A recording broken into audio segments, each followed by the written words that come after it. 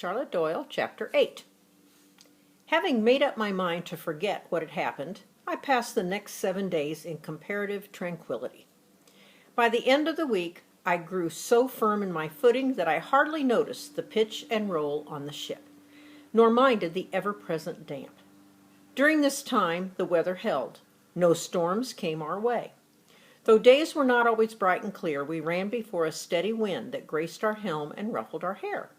With every sail bent, we were making good progress, or so Captain Jaggery assured me. In my ignorance, I even stood above the figurehead in hopes of seeing land. Naturally, all I saw was an empty, unchanging, and boundless sea. One day seemed much like another. At the end of the morning watch, sometime toward 6 bells, I would awake. Now I had been taught that at the start of each day I should present myself as a proper young gentlewoman to my parents, or when at school to the headmistress. On shipboard it was only natural that the captain should be the one I wished to please. But it must be said that preparing to appear on deck was not easy. My day began with a search, usually successful, for fleas. Afterward came a brushing of my hair for a full 20 minutes. I did the same at night. Finally, I parted it carefully, wanting it to smoothly drawn, anything to keep it from its natural and to me obnoxious wildness. Then I dressed. Unfortunately, my starched clothing had gone everlastingly limp and became increasingly soiled. Hardly a button remained in place. Though I tried not to touch anything, those white gloves of mine turned the color of slate. That's black. So dirty did I become that I resolved that one of my 4 dresses would be saved, neat and clean, for my disembarkation in Providence. It was a great comfort to me to know I should not shame my family. If I wanted to wash things, and I did try, I had to do it myself, something I'd never been required to do before. Moreover, to do washing on ship meant hauling a bucket of seawater up on the deck. Fortunately, the captain was willing to order the men to lift water for me on demand. Breakfast was set in steerage at the mate's mess. Served by Zachariah, it consisted of badly watered coffee and hard bread with a dab of molasses, though as days passed, the molasses grew foul. Dinner at midday was the same. Supper was boiled salt meats, rice, beans, and again bad coffee. Twice a week we might have duff, the seaman's delight, boiled flour, and raisins. In the evening I retired to my room to write the particulars of the day in my journal, after which I walked out to gaze at the stars. So many, many stars. And then to bed. Sundays were remarkable, only in that religious observances were briefly held. The captain kindly allowed me to read biblical passage to the men before he offered reminders of their duty to ship and God. Sundays were also the one day a week on which the men shaved, if at all, and washed their clothes, sometimes. With no chores to perform, I spent the bulk of my day in idleness. I could wander at will from galley to forecastle deck, from mate's mess to wheel, but try as I might not to show it, I was sorely bored. It should be no surprise that the high point of my day was tea with the captain. It was a cherished reminder of the world as I knew it. He always showed interest in what I had to say, in particular my observations of the crew. So flattered was I by his attentions that I took pains to search for things to tell him, and then I just prattled away. Unfortunately, tea lasted only from 1 bell to the next, a mere half an hour. Too soon I had to return to the less congenial world of the crew. I did take care at first to keep my distance from them, believing it was not proper for me to mingle. My one friendly gesture was to read uplifting selections to them from my books. As the days wore on, however, it was increasingly difficult to refrain from some degree of intimacy. I could not help it. I've always been social by nature. In any case, I concluded that I was simply doing what the captain had suggested. In fact, kept urging, that is, keeping a lookout for any act or word that hinted of criticism or hostility. Though I desired to make it clear that the crew and I were on different levels, I found myself spending more and more time in their company. In truth, I had endless questions to ask as to what this was and what was that, and they in turn found in me a naive but eager recipient for their answers. Then there were their yarns. I hardly knew or cared which were true and which were not. Tales of castaways on Pacific atolls never failed to move me.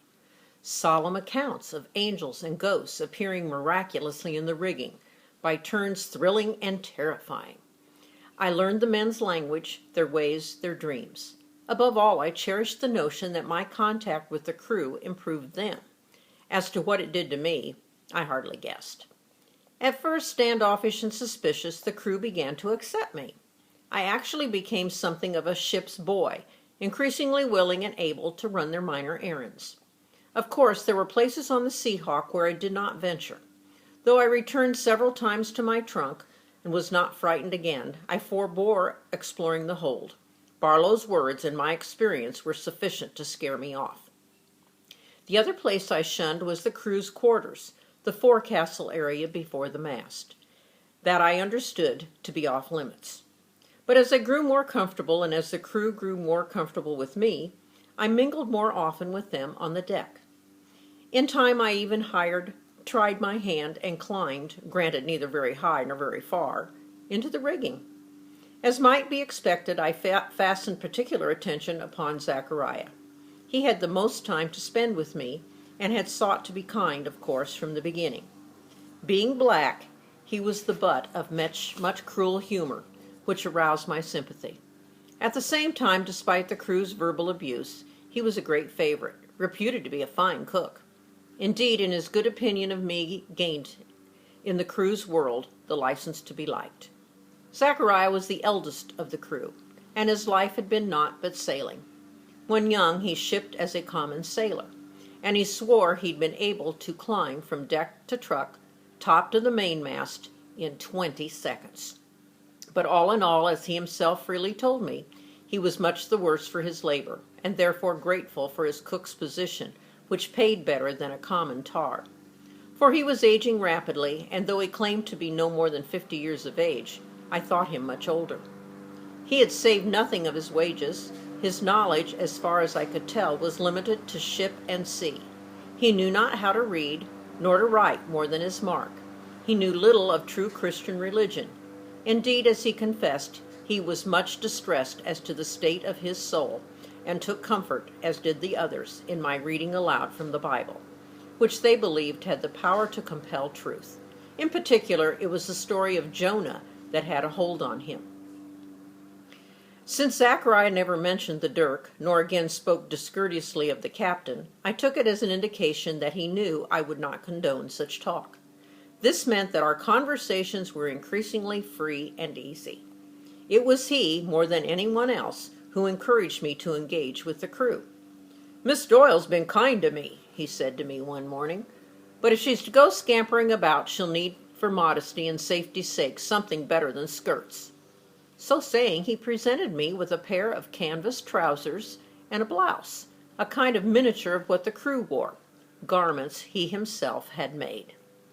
While I thanked him kindly, in fact, I took the gift as a warning that I had been forgetting my station. I told him rather stiffly, I feared, that I thought it was not proper for me, a girl, a lady, to wear such apparel. But so as not to offend him too deeply, I took the blouse and trousers to my cabin. Later on, I admit, I tried the garments on, finding them surprisingly comfortable until, shocked, I remembered myself. Hurriedly, I took them off, resolving not to stoop so low again. I resolved more. I determined to keep to my quarters, and then and there I spent 2 hours composing an essay in my blank book on the subject of proper behavior for young women. When I emerged for tea with Captain Jaggery, I begged permission to read some of what I had written. So unstinting was he in his praise that I gained double pleasure. For in his commendation I was certain I had won my father's approval too. So much were their characters alike. The captain spent his days in punctilious attention to the ship, pacing off the quarterdeck from wheel to rail and from rail to wheel, ever alert to some disorder to correct. If his eyes were not on the sails, they were upon the ropes and spars. If not upon those, they rested on the decking. It was just as he had warned me. The crew were prone to laxness. But since he had the responsibility of the ship, not they, he was forced with constant surveillance and commands to bring discipline to their work. Things I would never have thought important, he could find at grievous fault. From tarnish upon a rail to limp sails and ragged spars, whether it was rigging to be overhauled or new tar to be applied, blocks, tackle, shrouds, each and all were forever in want of repair. Decks had to be holystoned, caulked, and scrubbed anew. The bow scraped and scraped again, the figurehead repainted.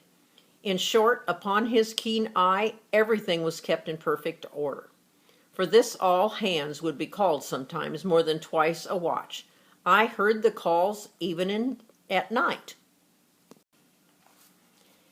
Indeed, so mindful was the captain's sense of responsibility toward the ship, my father's firm, as he was wont to remind me, that no man on watch was ever allowed to do nothing, but was kept at work.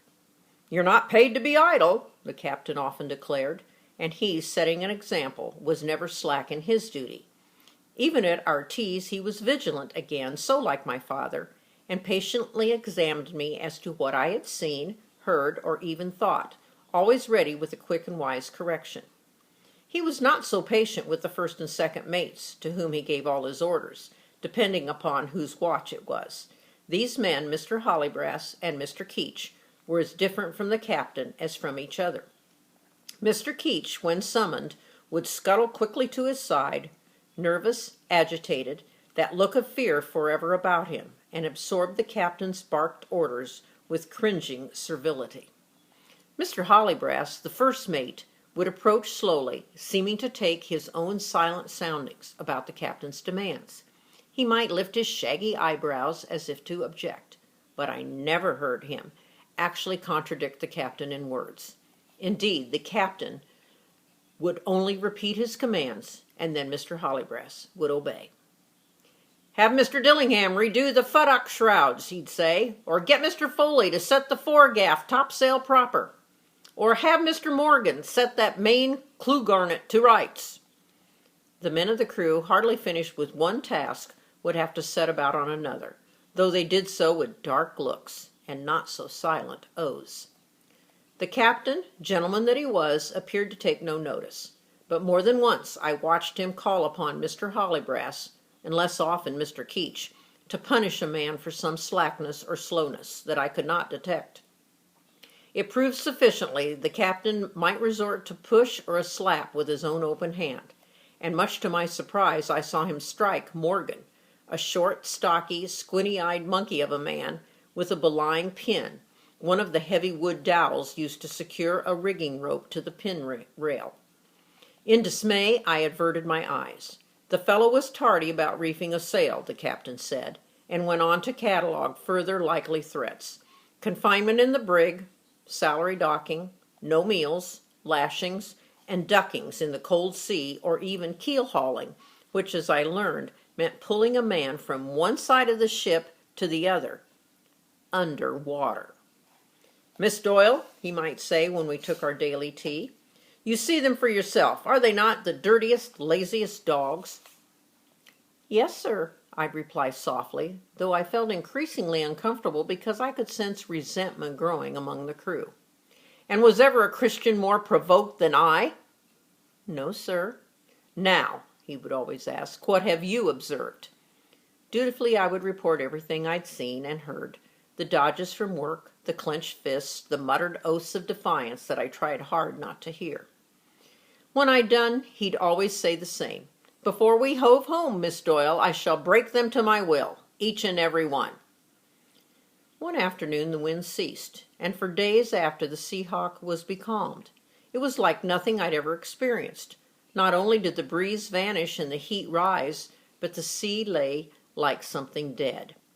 Air became thick, positively wringing wet, searing to the lungs. Fleas and roaches seemed to crawl out of every timber. The ship, festering in her own malodorous breath, moaned and groaned. 5 times during those days Captain Jaggery ordered the jolly boats lowered. With Mr. Hollybrass in command of one, Mr. Keach the other, they towed the Seahawk in search of wind. It was useless. No wind was to be found. Then the captain, abruptly accepting the ship's windless fate, set the men to work harder than ever, as though the doldrums had been prearranged in order that he might refit and burnish the Seahawk, as though new made. "Sweet are the uses of adversity," he instructed me. The complaints of the crew grew louder. The oaths became more perceptible degrees, darker yet. When I reported all this to the captain, he frowned and shook his head. "No one ranks for creative genius like a sailor shirking work." "The crew's tired," I murmured, trying to suggest in hesitant, vague way that even I could see the men were fatigued and in need of rest. "Miss Doyle," he said with a sudden laugh, "even with urging a second sweet biscuit upon me, you have my word. They shall wake up when we run into a storm." And how right he was. But the storm was, at first, man-made.